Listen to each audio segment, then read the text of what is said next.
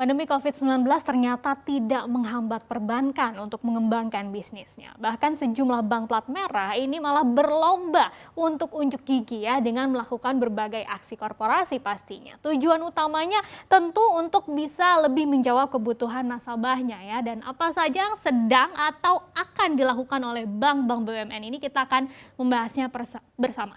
Kita mulai dari Bank Tabungan Negara atau BTN ya yang berencana melakukan sejumlah aksi korporasi nih dengan melakukan akuisisi atau membeli sejumlah perusahaan. Salah satunya yang akan dilakukan lebih awal dan ditargetkan itu bisa selesai di tahun 2021 ini adalah mengakuisisi perusahaan modal Ventura ya.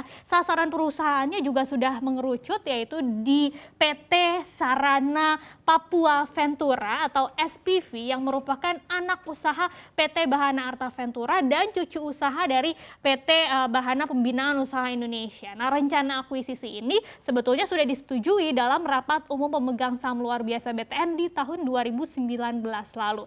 Nah, SPV ini juga perusahaan kosong karena sudah lama tidak beroperasi sehingga menyebabkan proses akuisisinya atau nilai transaksinya itu murah ya di bawah 10 miliar atau tepatnya di 5 sampai 6 miliar rupiah.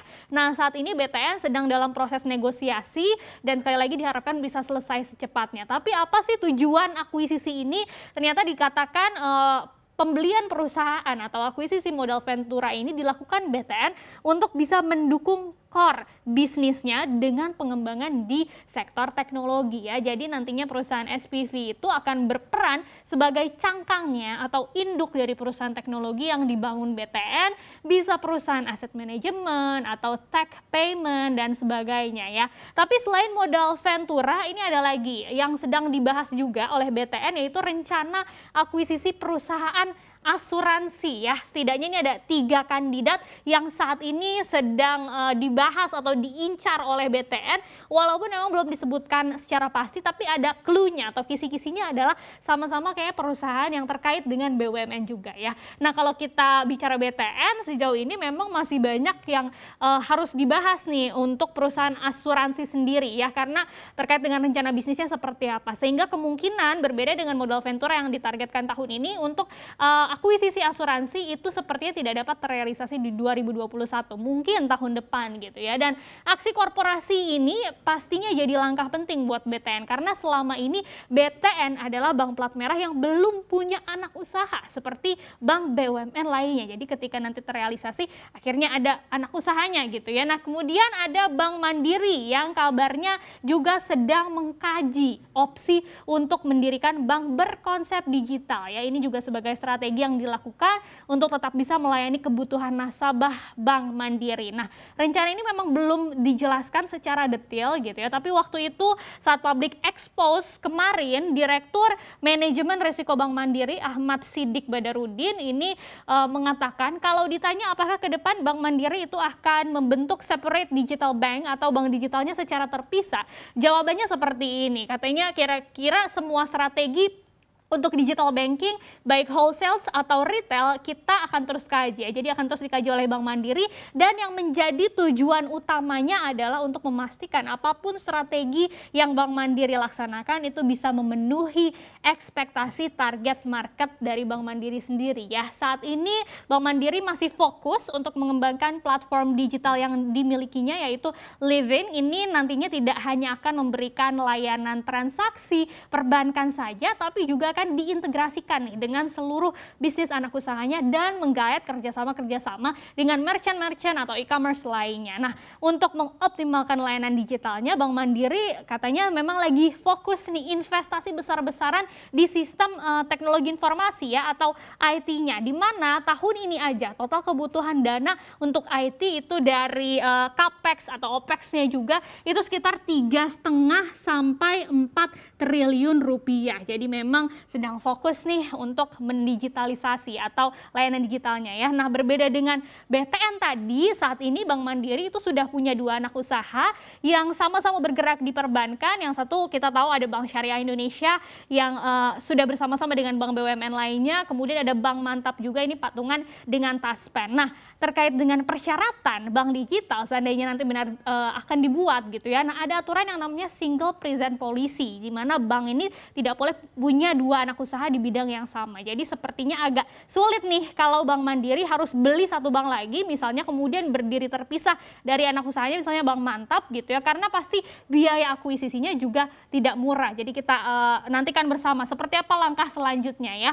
Dan tidak mau kalah juga dari Bank Mandiri tadi, Bank Negara Indonesia atau BNI ini juga sedang mengkaji lagi rencana untuk melakukan ekspansi anorganik ya untuk bisa mengembangkan layanan bank digitalnya. Pertimbangan ekspansi ke bank digital ini pasti sekali lagi akan mempertimbangkan kondisi permodalan dari bank BNI sendiri ya. Nantinya perusahaan yang menjadi sasaran dalam ekspansi anorganik itu masih terkait dengan sektor lembaga jasa keuangan, basisnya teknologi, dan harus yang biaya operasionalnya efisien pastinya. Nah, selain ekspansi anorganik, BNI juga akan melakukan transformasi digital, sudah dilakukan juga ya, yang diklaim oleh BNI ini punya kekhasan tersendiri dibandingkan dengan bank yang lainnya.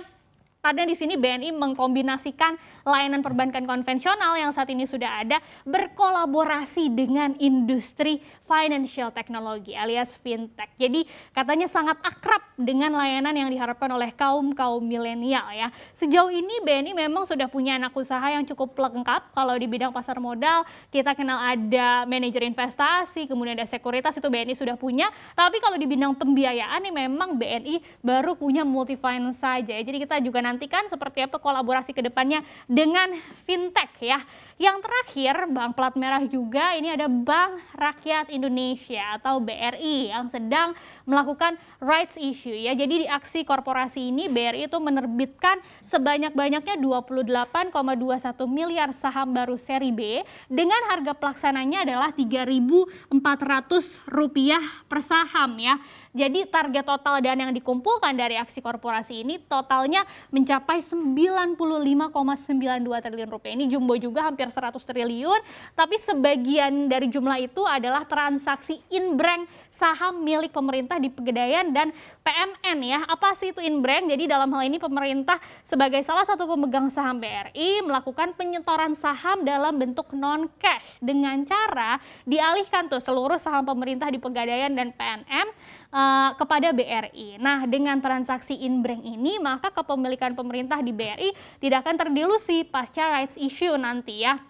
Kemudian dananya buat apa? Ini katanya akan digunakan atau dimanfaatkan untuk pembentukan holding ultramikro yang sudah dinanti-nantikan pastinya oleh pelaku pasar juga.